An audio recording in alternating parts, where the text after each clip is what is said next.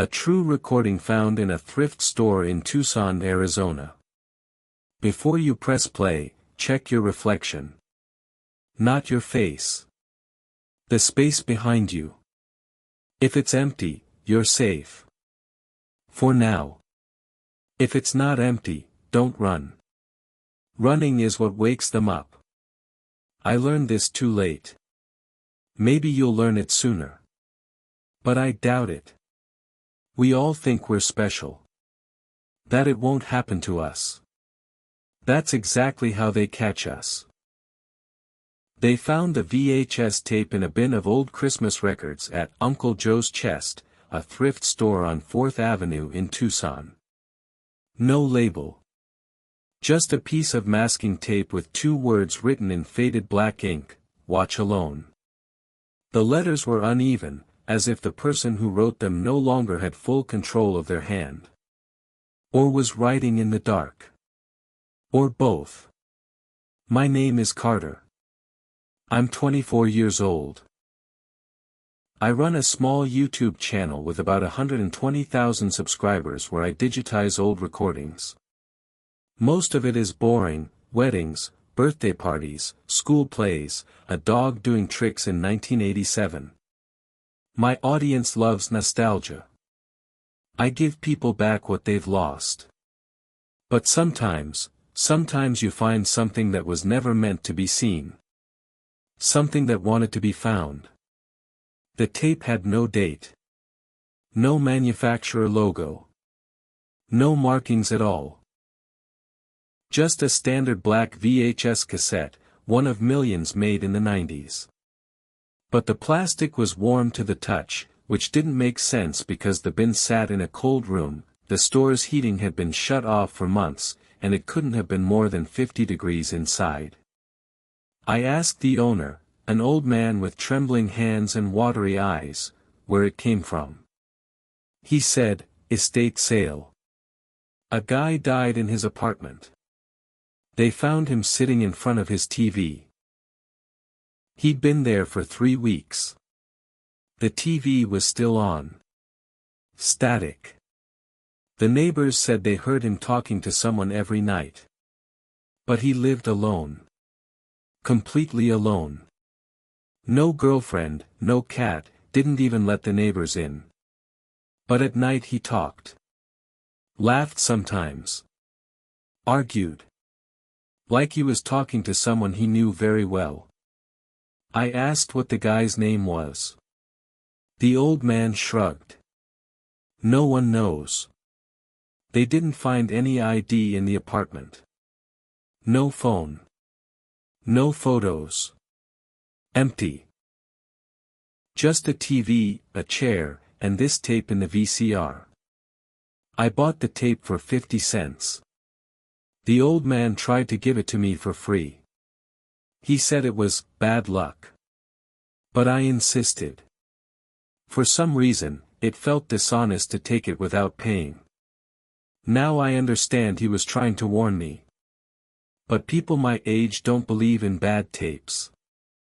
We believe in bitrate and resolution and YouTube algorithms. We've forgotten that fear is an analog thing. I waited until midnight to watch the recording.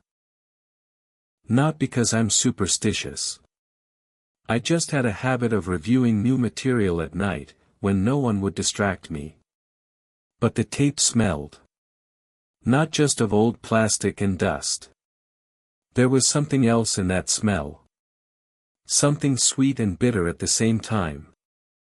Like flowers at a funeral. Like medicine in a hospital room. Like the breath of someone who knows they're dying and has already made peace with it. I put the tape into my VCR. An old Panasonic I'd bought at a flea market for $10. The screen flickered, hissed with static, then the image stabilized. And then, he appeared. A man sat in a chair. The same chair I was sitting in. The same room. The same lamp in the corner with its yellowed shade. The same rug on the floor. The same wind noise outside the window. For a moment, I thought it was some stupid hidden camera prank, that someone had filmed my own apartment without my knowledge. But the quality was wrong. The colors bled like watercolor in the rain. The edges of the frame curled inward like burning paper. This wasn't video. This was a recording of reality falling apart. The man looked at the camera. Not at the lens, through it. Through time. Through whatever distance separated us.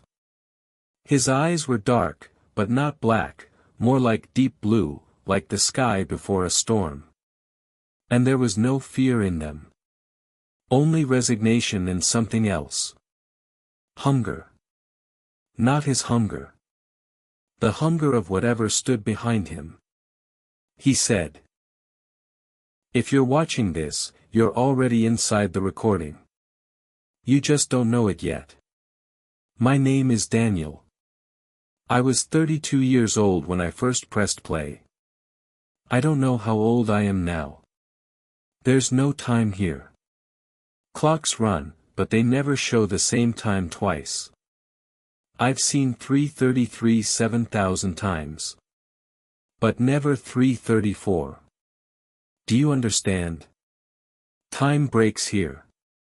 He paused for a few seconds, and I heard him breathe. Unevenly.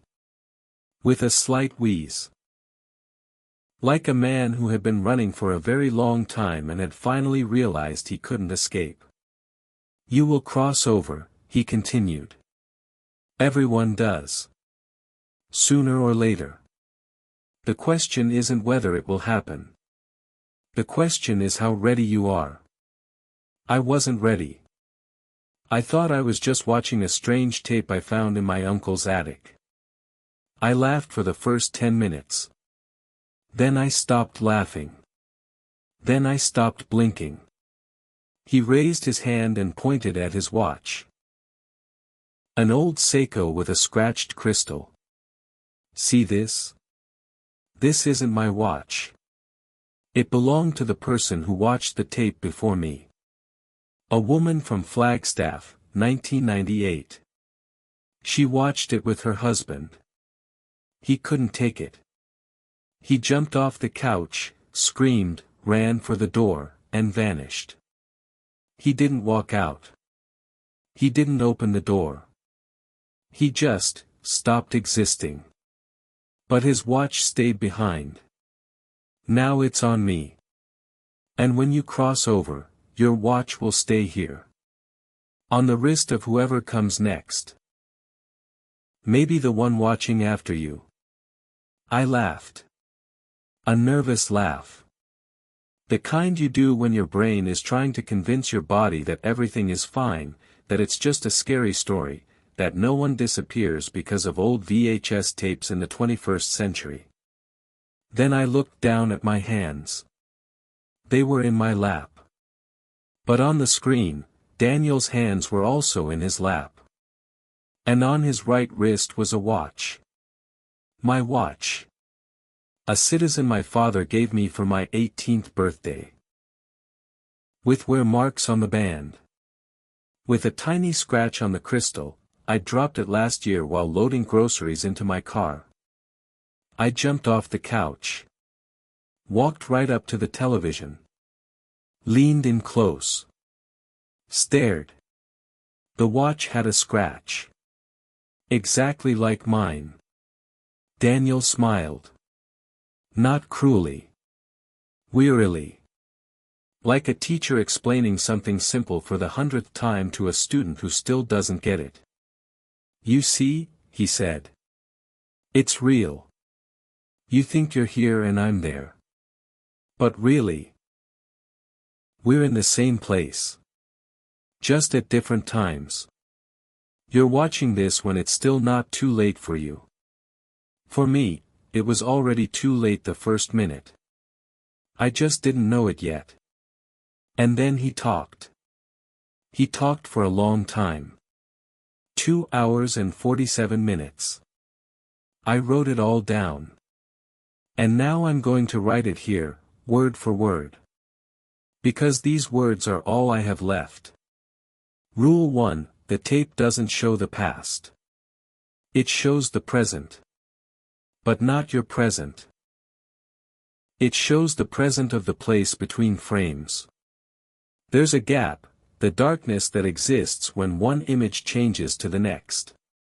You've never noticed it because your brain can't see pauses. It fills them in. But in those pauses, something lives. They've always lived there. You just never paid attention to them. But they've paid attention to you. They've watched you from every pause between words, from every darkness between blinks. They know you better than you know yourself. Rule 2. Don't watch with anyone else. The tape copies itself onto witnesses. If you play it in front of someone, that person becomes part of the recording. And the tape gets longer. One life longer. When I started watching this tape, it was 13 minutes long. Now it's nearly 3 hours. Over the years, dozens of people have passed through it. They're all here now. With me. Standing behind me, waiting. Waiting for what? For you to make a mistake. For you to invite them into your world. Because that's how they get out. Through your mistake. Rule 3, at 3:33 a.m., the tape rewinds itself. Not the physical tape. The events. Everything you just watched starts over, but with changes. A door that was closed will open. A shadow that was still will move. A voice you heard faintly will become louder. You'll hear breathing behind you. Don't turn around. I'm serious. The ones who turned around, they were the first to disappear. The thing behind you doesn't have a face yet. It's staring at the back of your head, waiting for you to turn so it can copy your features. And then, it will become you. And you will become it. And you'll stand behind someone else's head and wait. Rule 4, the only way out is to burn the tape while you're watching it. Not after. During. You have to watch the fire eat the film. But you can't burn it alone. Someone has to be the witness.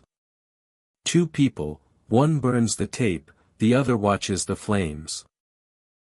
If the witness looks away for even a second, the tape won't die. It will hide.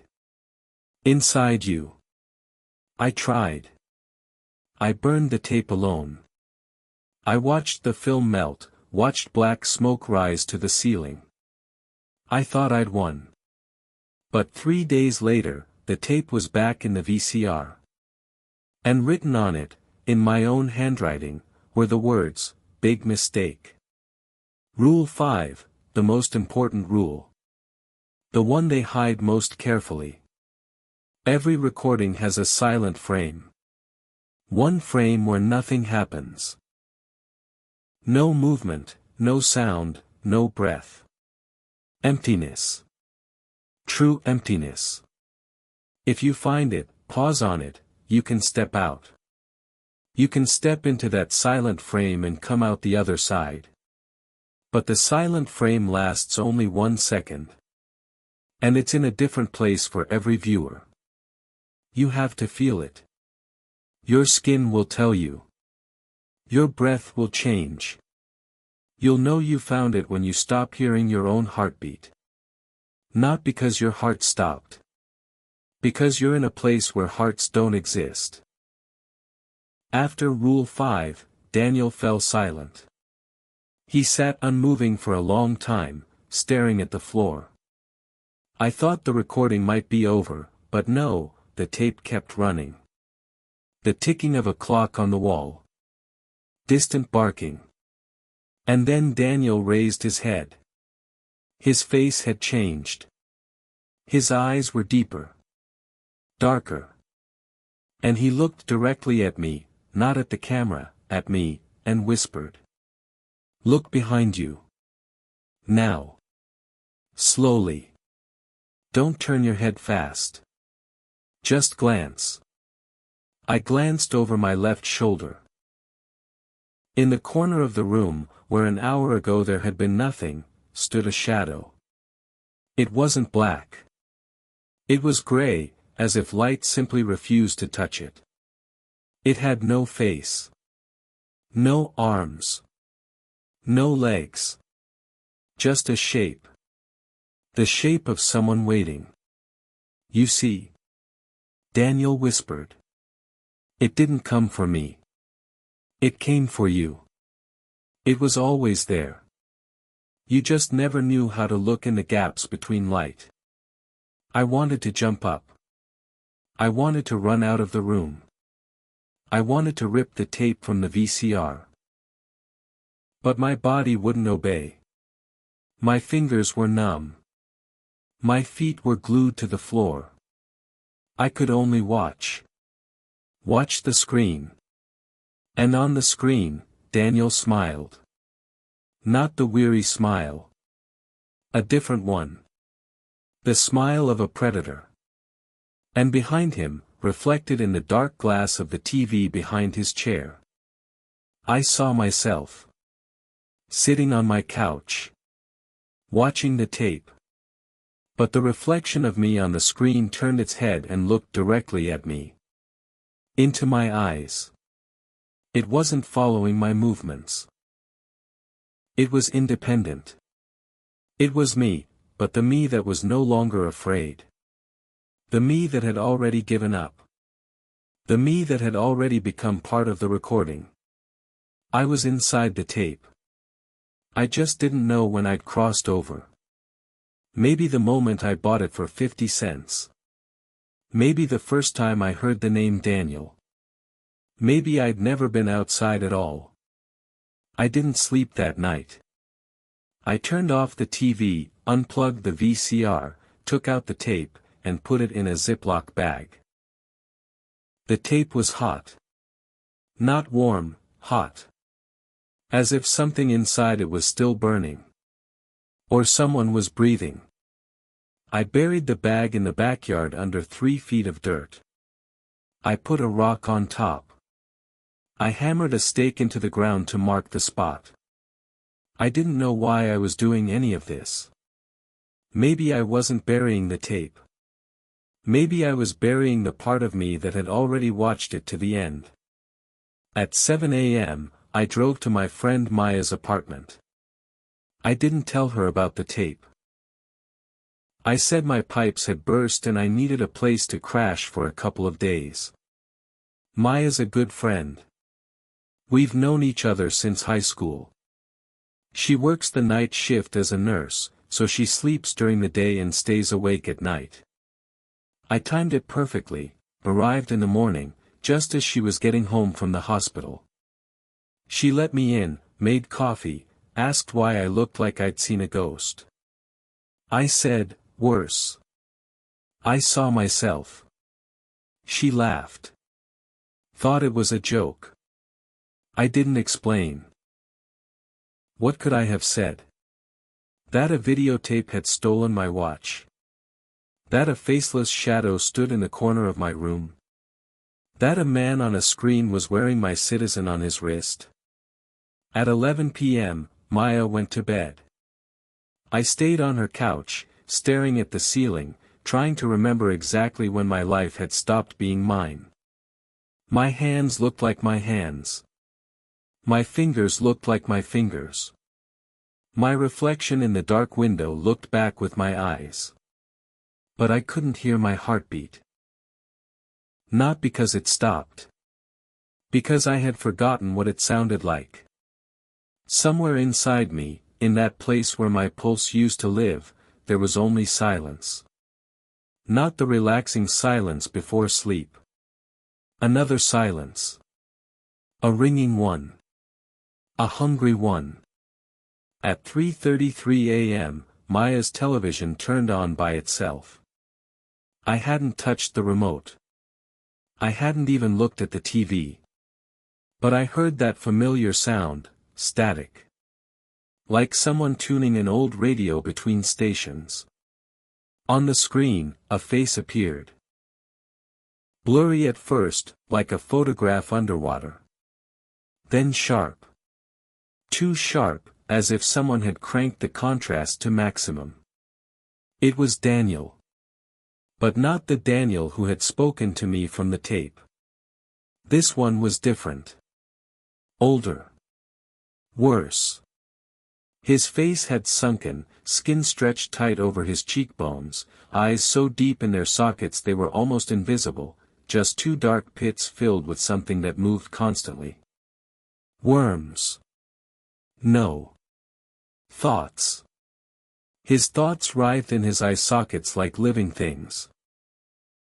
He smiled. He had no teeth. Only gums, black as tar. You buried the tape, he said. That's cute. Very cute. But you're still watching. Every moment you close your eyes, you see the recording. You rewind it in your head. You search for the silent frame even when you're washing dishes or talking to your friend. The tape is in you now, Carter. You are the tape. I jumped off the couch. Ran to Maya's room. She was sitting up in bed. Not sleeping. Eyes open. Staring at the wall. At a bare white wall with nothing on it, no picture, no poster, not even a crack.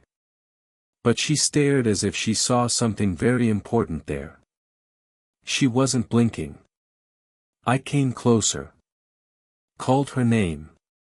No reaction. Then I looked at the wall. The recording was there. Daniel's room. The chair. The lamp. But Daniel wasn't there. In the chair sat me, in the same position I was sitting on Maya's couch. My eyes were open. My lips moved. I was saying something without sound. I turned to the mirror on the dresser. My lips were moving too. I stepped closer to the mirror. Stared at my reflection. And read on my lips what the me in the recording and the me in the mirror were saying at the same time. Find the silent frame, my lips whispered without sound. It's inside you. Between your heartbeats. You haven't heard them for hours. You think it's fear. But it's not fear. It's the door. Right now, between one moment and the next, there's a gap. Stop there. If you can. I tried. I closed my eyes. Held my breath. Counted the seconds. 1. 2. 3. At 4, I realized I didn't know who was counting. Me or Daniel. Or all the people who had ever watched this tape and were now standing behind me. I opened my eyes. Maya turned her head.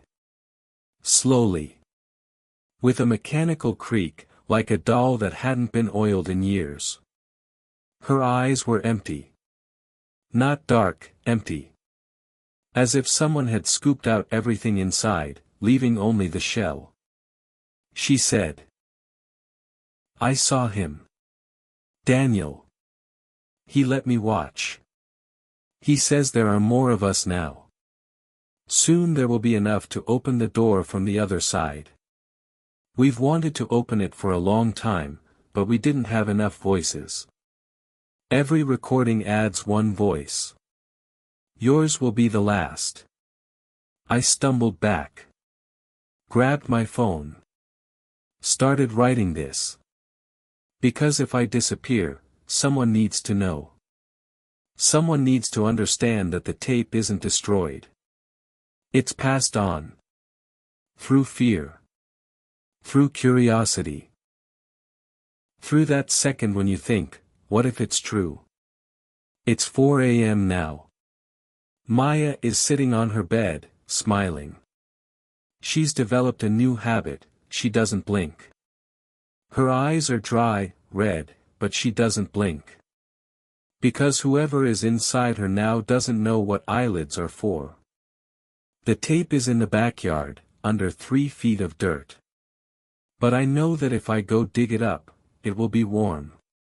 And there will be a third word on the masking tape. Before, it said, "Watch alone." Now, probably, it will say, "Watch alone." Before it's too late. I'm not going to dig it up. I'll finish this text. Post it somewhere. Then sit down on the couch and turn on the TV. Not because I want to. Because I won't be able to stop myself. Daniel said everyone crosses over.